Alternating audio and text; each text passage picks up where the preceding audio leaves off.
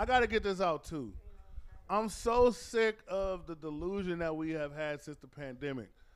Everybody's crying about inflation and crying about how high it is. Like, and it is true. Prices on stuff going up. However, this isn't the first, second, third, fourth time this has happened in our lifetime. Prices have gone up and down all throughout our life. The reason why now the inflation is so annoying and is so irritating is because in 2020 and 2021, because of the pandemic, everything was cheap as fuck. I remember gas being like damn near $1 during the pandemic.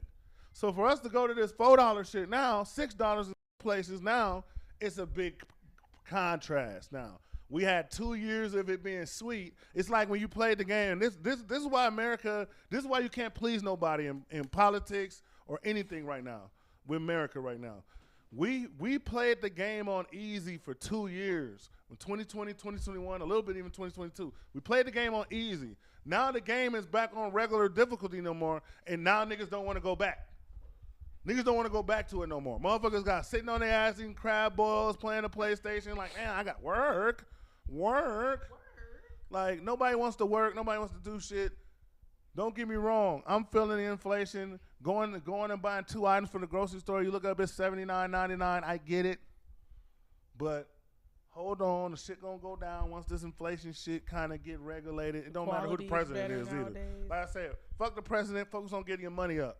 Focus on getting your money up. Because a lot of you niggas is broke and then talking about presidents. What the fuck? The only president you need to be worried about is Ben Frank and all of them. George Washington and all of them.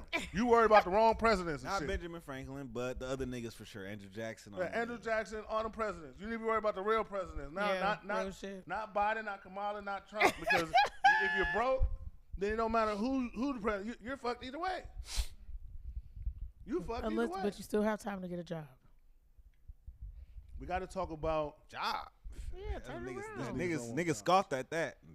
They turned this shit off and they heard job. And that's why this young generation is fucking fried, because this young generation look down at jobs. They think they lost in life. Because like I said, they grow up looking at these phones, watching influencers and people that they have the illusion that are sitting on their ass just making money in mansions all day. Yeah. That's what they think the world is. So when you see in constant that type niggas, you like, I want that. I just want to sit in front of my computer. And you gotta think, we grew up outside, so we saw daddies going to work. We saw niggas towing cars and plumbers, and we experienced it. My little cousin said he got a job at like Metro Market. I damn near cry. I said, damn, he want a regular fucking job. I was happy. We wasn't seeing mansions. Damn, I love it. We wasn't looking at mansions and Lamborghinis. I'm like, fuck. Nope. But this is how you know we wasn't looking at it like MTV Cribs. That was like the peak of what we saw, man. We wasn't watching all this shit. Bro, so niggas was Eric. Even Bree still in that era, niggas was getting their workers permit at $15.50 to make $7. Yeah. $10 with tips. So like it was little money, but we was geeked to have that cash bus. Nowadays it's like these kids, you work some of these people, you get nice little $18. You really don't gotta do nothing. That ain't no real money. They saying, bro, these niggas be coming in $16, $17, $18 an hour.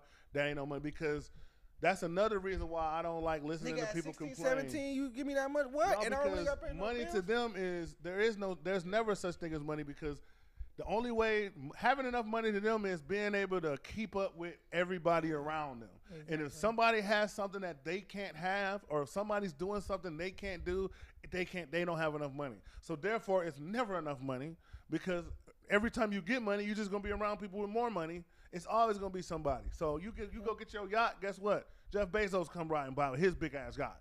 Yeah. You ain't got that money. Like, everybody has got somebody that's gonna have more money than them. And with the phones, it heightens FOMO. So when we was young, you kind of miss a party, you hear about it.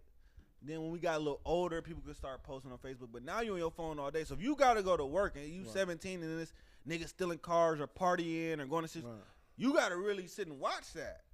So that FOMO is there, where of course being out of work is lame because I'm missing out, or I could be making these plays, even though a lot of these plays niggas making, you not even making as much as you would working a job. That's the crazy part. True. That's the crazy. No benefits either. Even grown niggas 30, 40, like you doing all this trapping credits. and moving, you ain't making $100 today. I can't work for nobody, bro.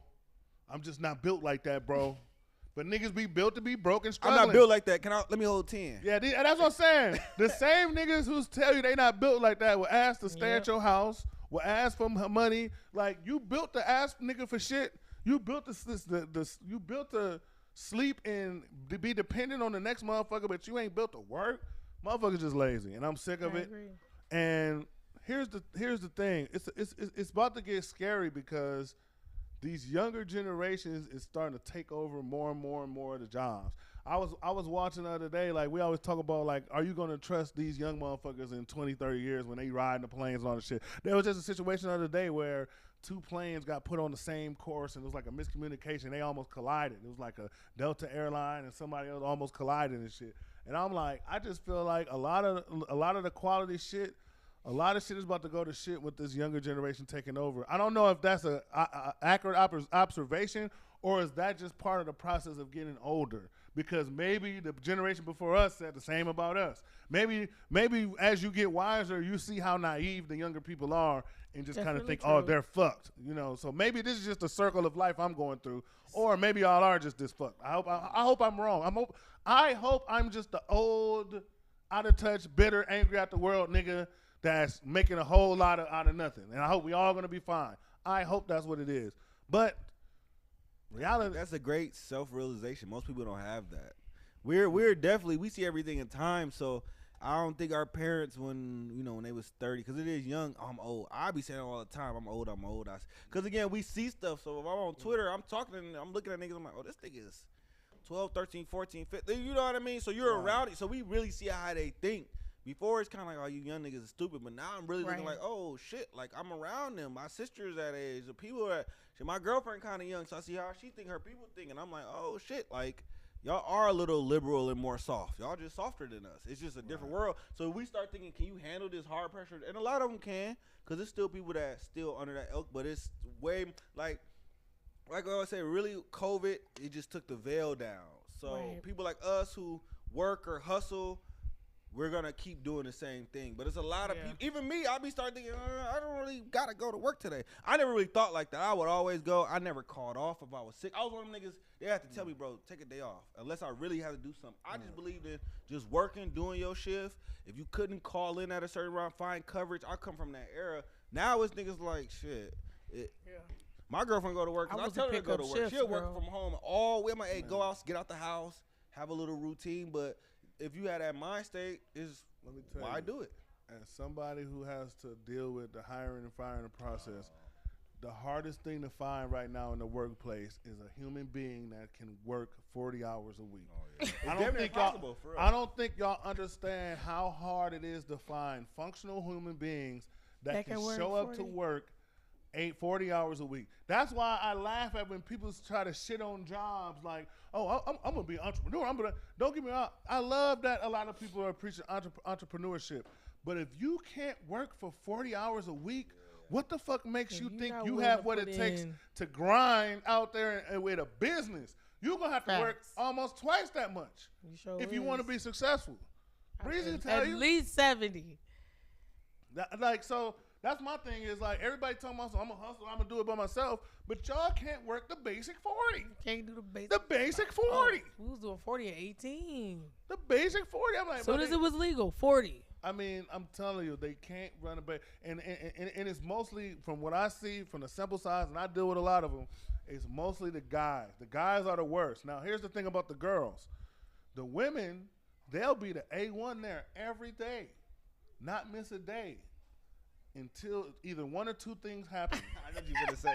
Either they break up with a nigga or they get with a nigga. Start fucking a nigga at work. If they start fucking a nigga or they break up with a nigga, one of those two things happen to women, and you might as well fire her now. Yeah. You might as well fire her in advance.